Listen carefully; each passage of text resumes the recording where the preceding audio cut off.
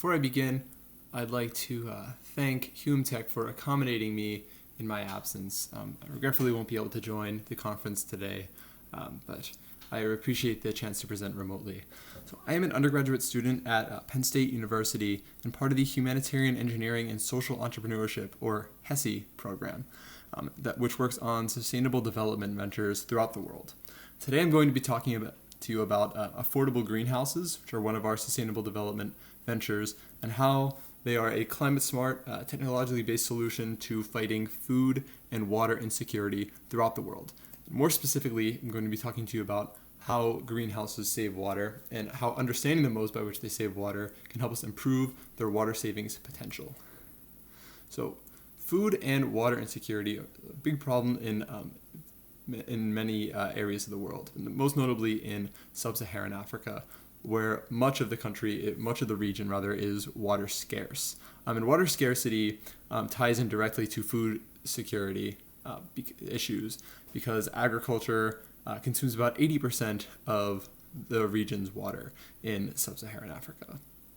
And climate change threatens to further exacerbate these food and water challenges by threatening the world's water reserves in these areas and increasing dry spells and desertification. And so one very promising technological solution to these challenges are greenhouses. The problem with greenhouses in sub-Saharan Africa is that they can run up to about $6,000 and are therefore inaccessible to smallholder farmers living on $2 per day, or more designed for large-scale commercial farmers and larger organizations. So we at HESI designed an affordable greenhouse for smallholder farmers, large-scale farmers, and anyone in between. These greenhouses are made from an imported plastic material and otherwise all locally sourced materials, and cost a fraction of what the competition costs, all while delivering the same year-round growth benefits and reducing water, all the same as a regular greenhouse. And so these greenhouses, we have over 200 of them throughout sub-Saharan Africa. They can all be built by 2 carpenters in 2 days. I'll walk you through a little bit of the process. So on day 1, 2 trained carpenters would arrive on a cleared plot of land. They would dig holes and build the frame on day 1. And on day 2, they would install the plastic glazing material and run through with the farmer a farmer education tool that we at HESI designed on one of our Kindles. Now, the farmer education tool will emphasize different different use cases for the greenhouse. One of which is pretty straightforward. It's seed to harvest. So planting seeds in a bed or in a nursery and either transplanting them directly into the beds or maintaining them until maturity. Alternatively, some farmers have been known to use our greenhouses and take advantage of the high germination rates inside of the greenhouse to grow seedlings and transplant them into their open air farm so they can have more of them more spread out across the land.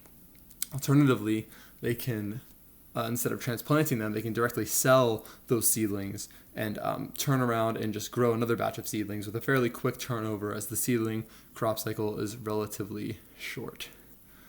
Now, these greenhouses can be sold in one of 2 ways depending on the customer. So for a larger organization, like a large-scale commercial farmer or an academic institution or an NGO, we might sell them as a direct asset sale where the full payment is made up front. But to access smallholder farmers and women's cooperatives, we might sell on a cost recovery basis system where installments are paid for every successful growing cycle. And these greenhouses ultimately make money once they're paid off, mostly because of the increased yield potential.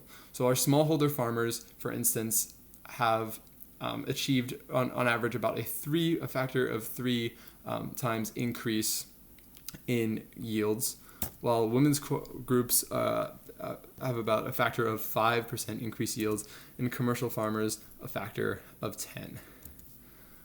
And now we have, as I mentioned, over 200 of these greenhouses throughout sub-Saharan Africa. So I'll give you a little timeline of where we've been so far.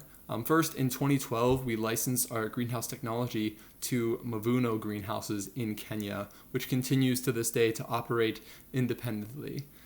Similarly, in Cameroon in 2013, we licensed our technology to Greenhouse Ventures Limited, which also continues to operate independently and produce greenhouses on their own. And more recently, in 2014, we partnered with World Hope International to form Grow Greenhouses and received a $500,000 Saving Water for Food grant from USAID, which enabled us to build greenhouses in Mozambique and in Sierra Leone, where much of our efforts today have been concentrated. And even more recently, in the last few weeks actually, we received a grant from the State Department to build 10 greenhouses in Cambodia, the construction of which will start this summer.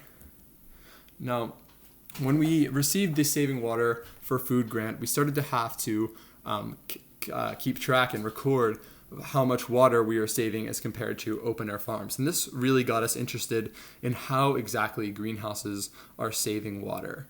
And so we developed a methodology that says that greenhouses are conserving water through 4 distinct modes. All these modes work in conjunction with each other inside of the greenhouse to render them an effective water savings technology. And all of them can also be modeled to predict a greenhouse's water savings potential. So I'm going to walk through each of these modes and what they mean and how we model them. So first, reduced evapotranspiration. This is probably the best documented mode of greenhouse water savings. It basically means that crops grown inside of a greenhouse are less likely to lose water through evaporation and transpiration because of the moist environment inside of the greenhouse. Now, this can be calculated through the Penman-Monteith equation, which, although it looks relatively intimidating and large, is really just a function of temperature, relative humidity, and wind speed under a few simplifying assumptions. And all of these 3 parameters can be measured on a relatively cheap weather station, and also can be found online to retrieve long-term trends in evapotranspiration differences between the greenhouse and the open air, such as the plot on the screen from greenhouses in Mozambique. And so this percent difference in evapotranspiration effectively describes the water saved through reduced evapotranspiration rates. Second, we have closer crop spacing. Greenhouses can support more dense arrangements of crops because the greenhouse plastic diffuses sunlight to different parts of the plant. So they can be spaced as close as 30 centimeters together depending on the plant. And this mode saves water because it reduces the water wasted through manual irrigation. And so we would calculate more water essentially goes to the root zone rather than to the surrounding soil where it is wasted. And so to calculate the water saved from closer crop spacing, we would essentially normalize the area of the open air plot compared to the greenhouse plot and calculate the reduction in area into the water usage requirements. Similarly, drip irrigation saves water by reducing water waste as the distribution tubing applies water directly to the root zone of a plant and can reduce water by up to 50% according to the World Bank. Some of our greenhouses have drip irrigation and can save a tremendous amount of water this way. And fourth, we have the fact that greenhouses can reduce the length of a crop cycle. And they do this by accelerating plant growth as more light reaches the different parts of the plant throughout the day, similar to the reasoning behind the closer crop spacing, dense arrangements of crops. So a shorter crop cycle means fewer days spent watering crops and fewer days losing water through evapotranspiration. And so it is one of our water savings modes and can be calculated as compared to open air plots by normalizing the crop cycle time between the two. So all of these 4 modes work in conjunction to conserve water, but it is unclear how much actually should be attributed to each one, because there are certainly confounding variables present. But in our model that we just described, we calculated that in Mozambique, our average greenhouses use 62% less water, and in Sierra Leone, 32% less water. This difference can be attributed to climate, for one. Mozambique experiences most of the year a windier and drier climate than in Sierra Leone. And also, our Mozambican farmers were using the area in their greenhouse more efficiently and spacing crops more closely together. And so to sort of clarify these, to figure out which confounding variables are playing in, we started collecting data began collecting data experimentally on our greenhouses in Sierra Leone, taking into account things like